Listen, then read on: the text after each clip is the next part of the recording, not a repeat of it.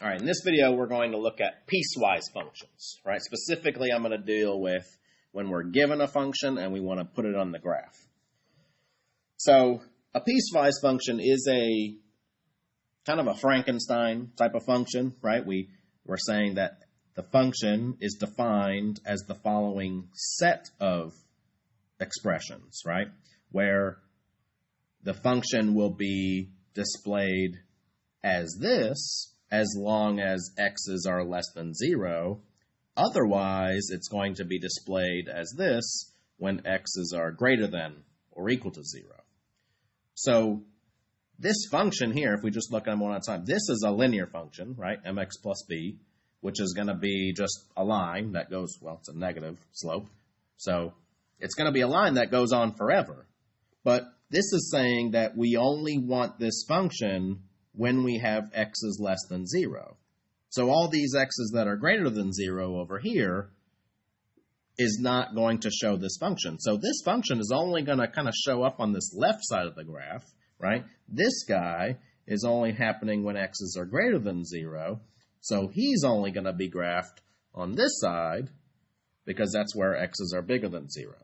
So I'm going to kind of use what we just said, and if we want to graph both of them, I mean, we need to graph both of them, but I'm going to start off with these domains so that I know where my function is going to start and stop, and I don't overextend where this function should actually be going, right? So since my separation in my domain here is at 0, right, 1/2 is less and 1/2 is greater, I'm going to kind of just going to put a dotted line here just so it helps me depict where things are going to start and stop. So the line isn't something that needs to be graphed. It's just to help segment where these things are going to go, right? So in slope-intercept form of a line, I mean, this becomes pretty easy because this thing is going to cross the y-axis at 5 and then have a slope of down 2 over 3, -3, right? Now, if you remember, if x has to be strictly less than 0 and 5 is going to be on this axis at 0, when I go up to 5, 1, 2, 3, 4, 5, I'm going to put an open dot because the function is going to get to this value, right? It's going to get to this value, but it won't actually be that value because I don't want x to be 0. So remember, open dots for strict inequalities, closed dots for inclusive inequalities, okay? So normally I would say, rise over run down to right 3, 1, 2, 3. But remember, I want x's less than 0. So instead of going down 2 and right 3, I can always go up 2 and left 3. Now this is a solid dot because it's on the domain that we want, right? And it's going to keep going in this direction. So, just like you would normally graph a line, we can say, from here, it's going to go in that direction. It's kind of going off the graph here, but that's all right. And there we have it. So this part, this guy is done. I finished graphing him, right? He's done. Right? Normally he would extend down here, but I don't want x is bigger than 0, so he's going to stop. Now this guy has a y-intercept at -4, so 1, 2, 3, 4, but this is an inclusive inequality, so we're going to put a whole dot there. A closed dot, right, filled in. Now up 2 over 1 from here puts me on the side that I want, so I'm going to go ahead and do that. So up 2 over 1, up 2 over 1. This guy keeps going on this side, right? So, making my graph. It's going to keep going off the graph, right? But there we have it. We graph this guy to the right, where x's are bigger than 0. This guy to the left, where x's are less than 0. And they don't have to connect, right? The functions are just kind of defined as they are, so there it is. Okay, let's try another.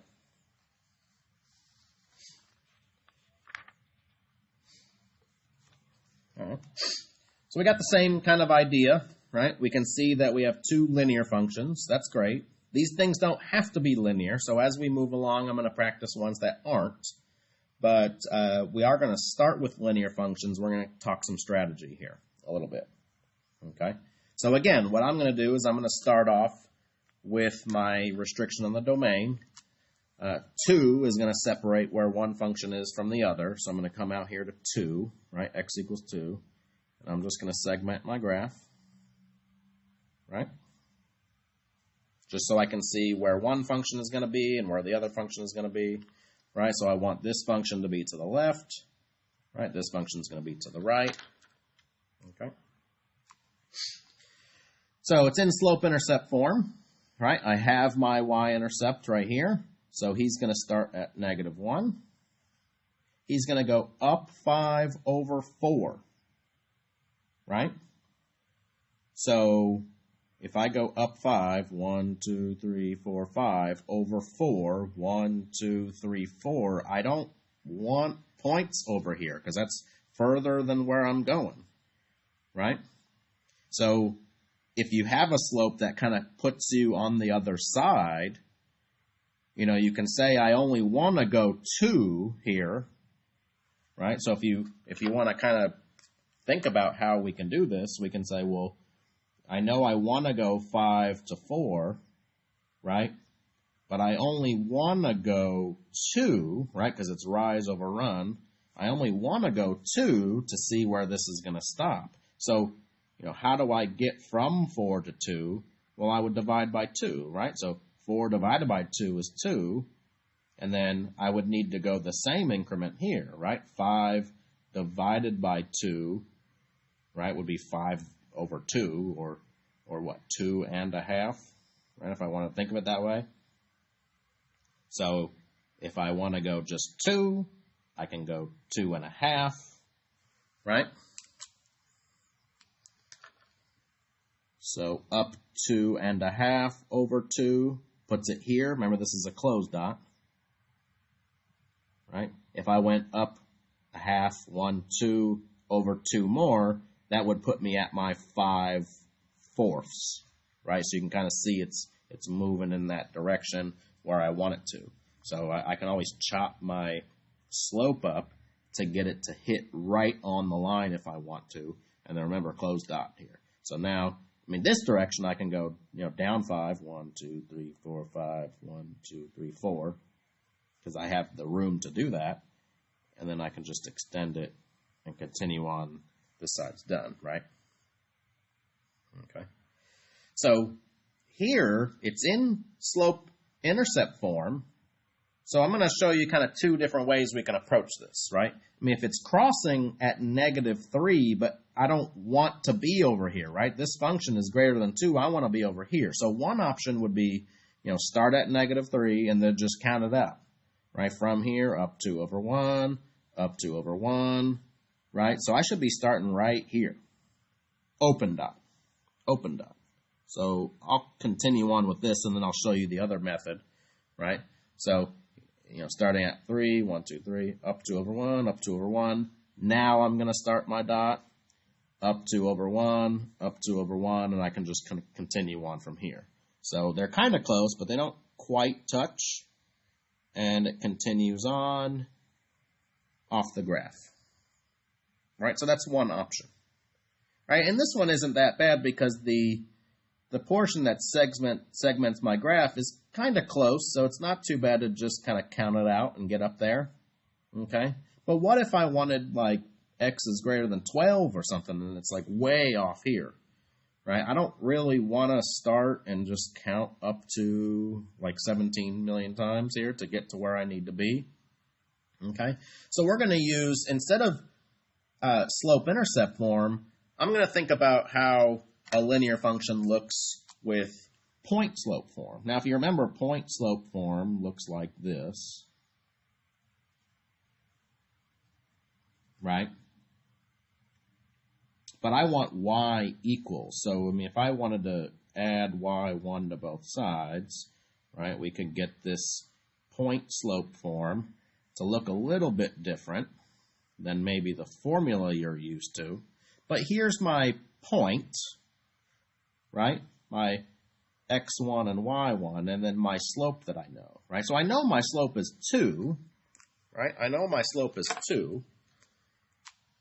And in terms of transformations, if you remember transformations of functions, if I took like a basic linear function and I added or subtracted something to the x value, that's going to move him left or right. And if I add a value, that's going to move him up or down.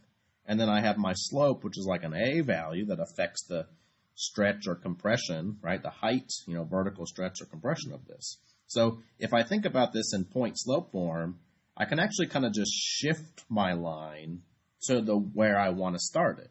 Now, since my domain starts at 2, a shift 2 to the right is what I'm interested in, right? So a shift 2 to the right would have to look like this, right? -2, right? Because, horizontal shifts are backwards from the way we see it. We know our slope is 2, so if this is going to work out, I would have to have x -2 with a 2 on the outside.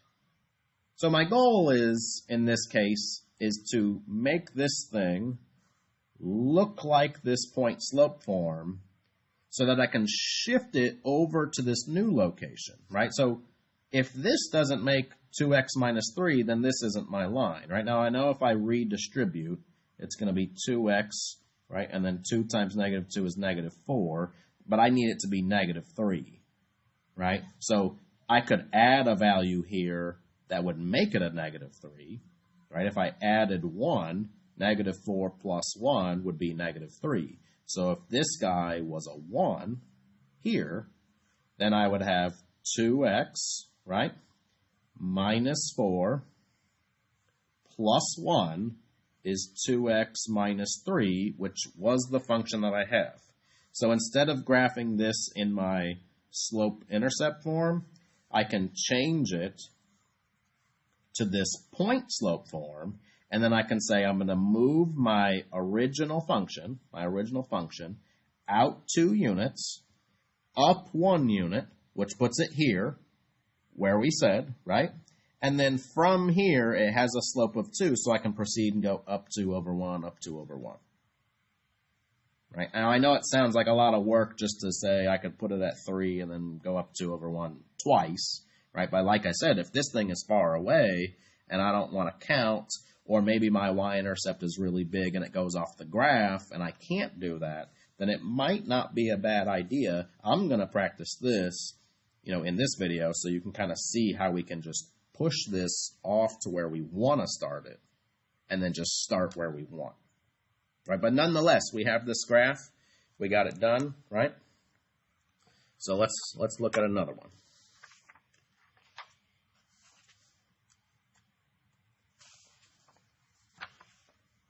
Okay. All right, so I'm going to kind of expand this idea of the piecewise function. Remember, the whole goal is piecewise functions, and piecewise functions can be built off of any type of function. Right? Now, I do have 3. Piecewise function can have as many as you need. It's just this function is defined on this, the second one only on this domain, and this last one on this domain. So again, I'm going to start off by segmenting my graph based on the domain that I'm interested in. So this guy at -2, -2, right? Just so I can kind of see where I'm at here. This guy goes from -2 to 2, so to 2 here. And then this one greater than 2. Okay. All right. So, square root functions, right? This is just a square root function with basic transformations. So I know that a basic square root function, right? Thinking about a basic square root function, right? Starts at the origin. Square root of 0 is 0. So if I start him here, this is going to move left 6, right? Because horizontal shifts are backwards. So 1, 2, 3, 4, 5, 6, which is good because it puts me in the domain where I want this thing to actually be graphed. And then down 5, 1, 2, 3, 4, 5. So his new, like, origin is going to be down here, right? He's in this section. Now, if I wanted it, let's say, in, like, this section here, then I would have to say, from here, I want to move him along, so I'd have to find points as it moves, and then only graph him when it gets, like, in this region. I know that this guy is going to look something like this, so I would have to follow him along until he got to the region that I needed, right? So if that was the case, I would only start graphing him, where it's at -2. I could just, like, plug -2 in if I wanted to and figure out where he would start if that was the case, and then follow him along until he ends over here, right? That's a strategy. Since he starts over here, and I know I can pick perfect square values to move him along to the right, that's how I'm going to do this, right? So if I pick 1, square root of 1 is 1, but then 1 times 2 is 2, right? And if I went 4, 1, 2, 3, 4, because 4 is the next perfect square root of 4 is 2, but then 2 times 2 is 4. So 1, 2, 3, 4. Now, close dot. 1, 2, 3, 4. Close dot. So he's going to go up and approach this guy. Normally he would go off, but I only want him less than -2. So he's done. Check. Right? Second one's a parabola. I know the most important part of a parabola is the vertex. So there's a couple of different ways you can find the vertex. I'm just going to use a good old formula, right?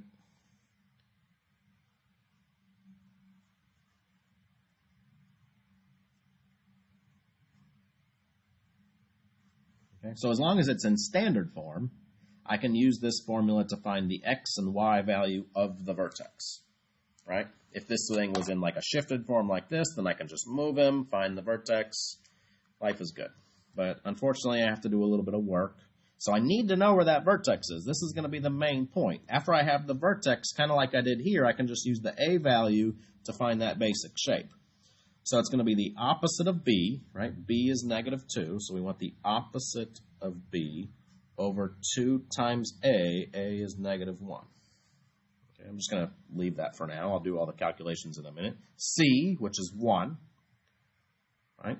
Minus b, which is -2, squared over 4 times a. A is -1.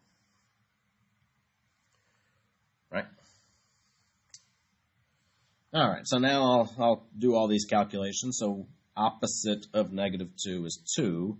2 times -1 is -2. So the x value of this vertex, right, is going to be at -1. Okay. Now I'm going to do this guy first, so it's going to be 1 minus whatever this is. So -2 squared is 4. 4 times -1 is -4. 4 divided by -4 is -1. But remember, it's 1 minus this guy. So 1 minus a -1 is 1 plus 1 is 2. So the vertex is -1, 2. So it falls in the region. That's good. -1, 2. There's my vertex, right?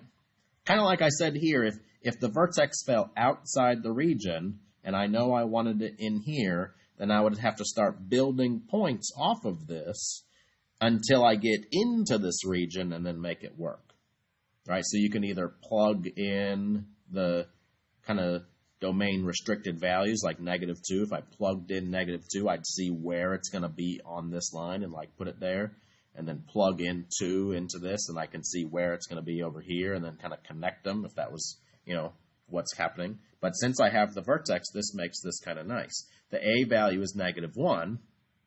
So same kind of strategy here. I'm going to pick values and square them, and then it's going to be the opposite of that. So if I were to go out 1, right, 1 squared is 1, but 1 times -1 is -1. Same thing with -1. -1 squared is 1 times the negative is -1. But this is an open dot, so I got to put an open dot here, right? If I go out 2, 2 squared is 4, but it's going to be a -4. So 1, 2, 3, 4. Right? And I need to go all the way up to here. So if I go out to 3, 3 squared is 9, but negative 9. 1, 2, 3, 4, 5, 6, 7, 8, 9. Way down here. And close dot, right? Close dot. There we go. So we know it's a parabola, x squared, right? So it's going to come up to that vertex, come back down from the vertex and hit all these points, but then stop abruptly at that spot, even though it keeps going. I don't want it. Right? All right, he's done. Next one, this is y equals 1. I'm sorry, negative 1. So there's not even any x's here. So, I mean, there's a couple of ways you can think about this. I mean, if x's aren't here, then that means they're obsolete.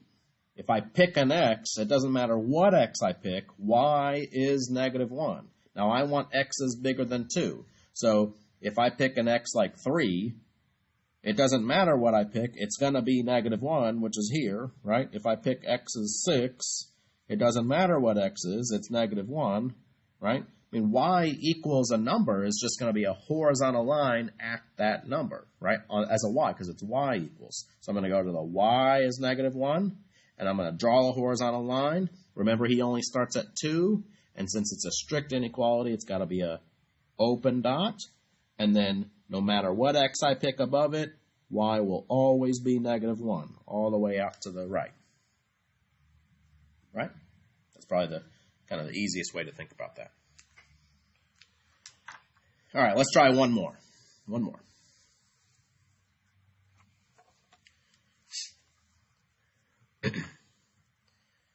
All right. So we got some different functions, right? We got exponential, right? Variable in the exponent position, exponential function, absolute value function, right? This is a linear function. I got to think about the shape, right? Base is bigger than 1. That means it's going to go kind of up to the right, kind of like this J-looking thing, right? Absolute values, those are V's, right? Linear function, of course, we've graphed those. But again, I'm going to start with these domain restrictions. So negative 1, that's right here. Right? And then it goes to 5. 1,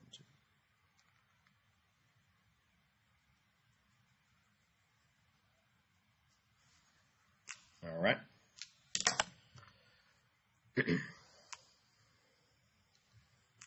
All right, so let's look at the first one, the exponential, right? Now, it's in kind of a shifted form, right? We know that this plus 2 attached to the x is going to move it left 2. This is like a vertical shift, up 1. But the basic shape is going to be taken from the 3 and the 2, right? So if you're familiar with exponential functions, right, this is the kind of the standard position where the 3 is like the initial value. In this, without the shift, the 3 would be kind of like a y-intercept, and then the 2 would help show the trajectory, right? So the way we're going to do this is that it's got an asymptote, right? Exponential functions have a horizontal asymptote at 0, but if it's shifted up 1, then he's going to have a horizontal asymptote at 1, and then he's going to be shifted to the left 2. So I'm going to do the shifting and compensate for where that asymptote is, right? So from here, left 2, up 1. This isn't a point on my graph. I'm just going to kind of mark that with an X because the horizontal asymptote here is going to be at positive 1, right? So I'm going to kind of just make a note of that for myself. Right? It's not going to get any lower or any higher, depending on if it's coming up or coming down, right? Since this guy is a positive A, he's going to be going up, so he shouldn't get any lower than this value, right? Okay. Now, coming back to here, because we've taken care of this shift here, not this guy, this shift here, now I can look at this. From here, the initial value, like a y-intercept, would be at 3, but since he got shifted to the left, the initial value is going to be at 3 up here, right? And then what I like to do is, if I go 1 to the right and 1 to the left, I can just use A and B to find these values, right? So if I go 1 to the right, it's just going to be A times B, right? So 3 times 2 is 6. So if I go 1 to the right, I can do 6. 1, 2, 3, 4, 5, 6. And if I go 1 to the left, it would be A times the reciprocal of B.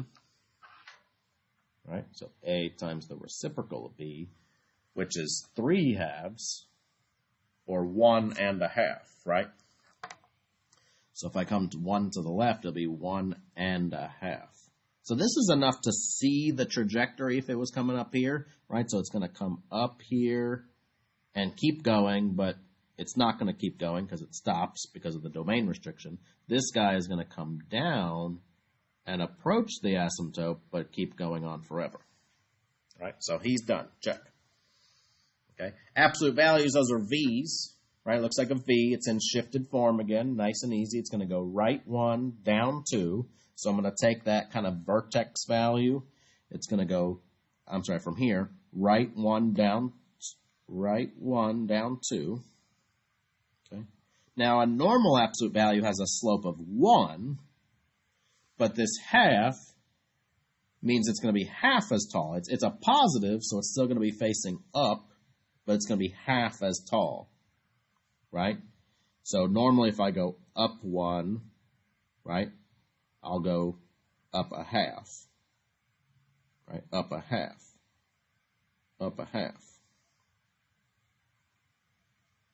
Now, let's see, 5 is included, so when it gets to here, it's going to be a closed dot, right?